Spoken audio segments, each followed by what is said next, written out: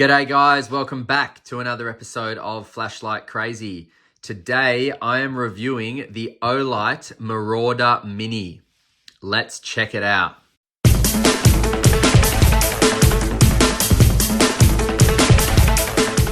Alright, so inside the box, you're going to be met with this very nice and neat presentation. Doesn't that look great? Removing the light, the battery will be inside. And then you will get this package here. If you just grab the flap and pull up, it will rip, so don't do that. Get your fingers underneath it. Now, inside the box, you'll get your USB-A to magnetic charging cable. Bang, slaps on the back like that. Typical Olight, you will get here a red LED shining when it's charging and a green LED when it is fully charged. You will also get your Marauder Mini user manual. You will also get this warning document. It'll say, please read this carefully before using it. This is just going to let you know not to do anything silly with the light or with the battery. So, you know, common sense, guys. Don't leave the battery in the sun for 40 minutes and then try and use it. Don't even leave the light in the sun for 40, 50 minutes and then try and use it. You could damage the battery. You may not, but you could. Definitely don't microwave the battery. Don't eat it. Don't do anything silly with it. Don't feed it to your dogs, and certainly not your children either. Now, there are all these specifications of lumens, run times, and throw in the floodlight, spot, red, green, and blue lights. So that is a lot to cover, and I'm trying to keep my videos a little bit shorter than what I have been doing. So just pause the screen there, guys, and have a look. Now, you will get this lanyard. So this is the material lanyard, not the silicone lanyard. I'm not a fan of lanyards. I don't know how much it would do on this particular light, especially because it's quite heavy. That being said, it's a lanyard, you get it, so why not? And that is the lanyard attachment right there on the front of the light. And you will get this whiz-bang holster, which, you know, is okay. It's got a little pocket, a little like button area here. I am going to go ahead and say I don't know what that's for. I would love someone to let me know what that's for, but that could be very useful for whatever it's for. Never seen that before. And the holster, so it is going to fit the light in lens up like that. And then that comes over the top there, fits in perfectly. Bottom here, top here. You've got this Velcro bit, which comes undone like that. Stick that in your belt or hang it on something. Either way, I don't use holsters, but if I was walking around with this light, I probably actually would use this holster, to be honest, because it is a heavy light. It doesn't come with a pocket clip, and it's not a pocketable. You know, you're not going to want to put this in your pocket. It's going to be very uncomfortable. Now, onto the light itself. So I've just left the plastic on here for now, guys. I can actually just pull that off. There we go. Nice and satisfying. So that is, so while we're here, this little half circle here, horseshoe thing, is where you will see your battery level indicator show up and your output level show up. Okay. So going over the design and the feel of this light, it actually feels amazing in the hand. I was out last night doing night shots with this light, and it is just amazing in the hand. It is so comfortable. Your thumb, I've got big hands or biggish hands, and still my thumb falls on the side switch just beautifully. Very easy to manipulate and toggle the flood and throw switch. The rubber is just awesome on your hands. Like, it's not going anywhere. It is a very, very, very well-made light. I am so impressed with this light. I think in the night shots, I said something like I wanted to buy 5 of them because they're just so bloody cool. They do so much, and it's pretty much the all-in-one light in a handheld configuration. It really, really is. I'm just super impressed with this light. Now, starting at the head, you can see the crenulated blue bezel, which is just gorgeous. I think it's such a nice touch. And then look at that. So These three here are your red, blue, and green LEDs there. So you've got red, blue, green. Then these LEDs here are all for your flood. And then this here, and I don't know if you can see, it's a bit domed. Maybe that's the shot. Bit domed, that center lens. That is for your throw, so your spot. And it's such a nice spot, guys. It is so friggin' awesome. I was just blown away doing the night shots for this light. It's just great. So moving on to the body, you've got your side switch here. Your side switch does turn as well as press. Then you've got your toggle switch here from throw to flood. As I said before, you've got your lanyard attachment just there and your magnetic tail cap. Very strong magnet, guys. Keep it away from electronics, keep it away from watches, keep it away from televisions, anything like that. Now, just opening it up, that is the bottom of the tail there. As you can see, it has a negative symbol or a minus symbol, which signifies that the negative side of the battery should go towards that. Now, this battery is a 32650 rechargeable lithium ion battery. It is 6,500 milliamps and it is 3.7 volts. So really, really nice big battery. Going to get a lot of runtime out of this, guys. Obviously a lot of power as well.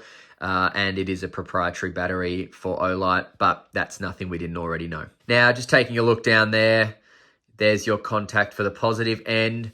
Now, another thing that I really, really, really like about this light is the tail cap kicks out. So you can see here, obviously you've got your head, then it tapers all the way in for your body where you hold it, but then the tail cap kicks out just a couple of mil with these kind of edged bits here, and that really helps for grip, like crazy help for grip. I can't stress enough, I say it all the time in my videos, I can't stress enough how important it is to have a larger tail cap than the body. It helps so much for grip. All companies should be doing it. I understand that there are some lights that, are specifically needed to be like that for whatever reason. But I mean, even the i5R that I reviewed the other day, that needs a bigger tail cap. It would just help so much with grip. It really would. So get on it, guys. Come on. All right, so measurements of the Marauder Mini from the top end of the bezel all the way down to the tail is 12.2 centimeters. The width of the light head, including the bezel, is 6.2 centimeters. The width of the body is 4 centimeters, I would say, maybe even 3.9. And then the width of the tail cap kicks out to 4.6 centimeters. So 0.6 of a centimeter or 6 mil is how much is all you need for an extra grippy light there kicking out at the tail cap. Just brilliant. Obviously, the machining on this is just typical Olight brilliance. And as I said, the rubber there is just great. I honestly can't talk highly enough about this light, guys. If I think it's like $300 or something or around that mark. If you've got a spare 300 for a light and you're in the market for a light, go and grab yourself one of these. You will not be disappointed and you have everything you need in a light. It is amazing. Now, going over the UI, let's start with spot. So it's on spot already there. So see that symbol signifies spot. That symbol signifies flood. So we'll start with spot. Now, hitting the side switch, nothing's going to happen. That is because if you haven't operated the light for 10 seconds, it automatically locks out. And the way you unlock it is you turn the side switch. Give it a turn. Now it's going to turn on. Okay? So now this doesn't cycle by pressing and holding. Okay? So if I press and hold, it doesn't cycle. It goes into my red, blue, and green outputs. Okay? So that's not how you cycle the light. The way you cycle the light is turn the side switch. There we go. Now, I don't know if you can hear this, but listen. That is a vibration to tell me we are at max output, okay? So now I will cycle down and listen again. That is also a vibration to tell me we are at minimum output, so I don't need to keep turning. So cycling It's a little bit hard to get to the exact next mode. So if I turn a little bit, okay, that should be the next mode up. Then turn a little bit more. Okay, that should be the next mode. A little bit more. Yep, next mode. I think I saw a step up. And then like that. So it is a little bit, it's not as distinct in the mode stepping up as it would be if I was just pressing and holding and then it steps up to the next mode. But honestly, I don't have a problem with that because I would just cycle it until I find an output that I'm happy with and just leave it. Now, as I showed you before, so if you press and hold in any output, it's going to swap into red, blue, and green. So you can also cycle the brightness of red, blue, and green. There's red, there's green, that's max, and that's minimum. And then there's blue, that's minimum, and that's maximum. And then back to white light. Now, the coolest thing about this light, in my opinion, is when you toggle the switch, it just goes straight into flood or throw. So it's very easy to be swapping from flood to throw. Very, very easy. So I'll start it on the lowest output. There it is there. Lowest output on flood. And I'm just going to cycle up with my thumb, roll, and then I feel the vibration. Here it is again. And that is telling me we are at max output there. If I am in any output but the max output, and I want to get to max output quickly, I just double click and it gets to your max output. Then if I double click again, it goes back to whatever output I was in. Same with your throw or your spot. So if I'm in the second or third lowest output and I want to get to the max, instead of scrolling to get to the max, I simply just double click and it gets me to the max straight away. Okay? I mean, look at that spot. Honestly, and you will see in the night shots how friggin' useful this spot is. It's just so bloody good. All right, now back to flood. Pressing and holding, we're going to get to red. Press and hold again, get to green. Press and hold again, and we will get to blue. Okay, press and hold again, back to white light. Now, something that is really, really gross to do inside, but I'm just going to do it quickly to show you, is strobe on your 7,000 lumen max. So it's really gross. I'm sorry, guys. Strobe warning. 1, 2, 3. Bloody hell. And stop. Okay, so that strobe is actually a mixture of your flood and spot. And it's just disgusting. It would definitely disorientate everything in its path, probably including yourself. Now, if you can get a good look here, if I can get you a good look here. So the LED, it's hard to see, but see the blue LED all the way up there? That is signifying full battery. And it is also signifying here what output I'm going to start on. So click it and then cycling up and you will see the outputs rise. It is hard to see. I've got lights for the filming, guys, so it's hard to see. But I assure you at nighttime, piss easy to see. Really, really easy. No dramas at all. Now, as I mentioned before, lockout mode is just don't touch the light for about 10 seconds. And then after that, the light will be locked out and it won't turn on. You'll have to actually, oh, there we go. It's locked out. So now I've just got to give this a turn and then touch it and we're good to go. So as far as memory mode, guys, this will remember every output but turbo, strobe, and red, blue, and green. So turning it on, and let's get it to turbo, turn it off. If I turn it back on, it gets to high, not turbo. See, because I can double click and get to turbo. So also strobe, 1, 2, 3, strobe, turn it off, turn it back on, high, not turbo. Okay, now also the same with red, blue, and green. So red, turn it off, turn it back on, no red. Or let's go to green, turn it off, turn it back on, no green. And it's the same with blue, red, green, blue, turn it off, turn it back on, no blue. Okay, so there is no memory mode for red, blue, green, no memory mode for turbo, no memory mode for strobe. But all the other outputs, it memorizes turning off and back on, no dramas. Now, just looking at the beam profile here, let's get it on high or turbo. And it is just such a gorgeous spot you've got there. Very, very clear when I show you in the night shots. Very, very clear. And now if we just have a look at the beam profile on flood, it does have a centralized hotspot when up close. but that very quickly turns into nothing but flood. Nothing but flood. Let's wait no further, guys. Let's get outside, go to the night shots, and then I'll be back for some final thoughts on the Olight Marauder Mini. See you in a sec. All right, guys, the Olight Marauder Mini, starting off with flood. So that's on the lowest output with flood. And I'm just gonna scroll. And as I scroll, and that is the brightest. Oh shit, that is so cool. Apologies for the wind, my friends. Holy moly. That is on the brightest output. And that is just a friggin' sun in my hands. Whoa. Watch the step up. So that's the lowest. And then I just scroll the side switch, like turn it with my thumb, and it just steps up, and that is full. And now I'll just go all the way down again, and I'll double click. Boom.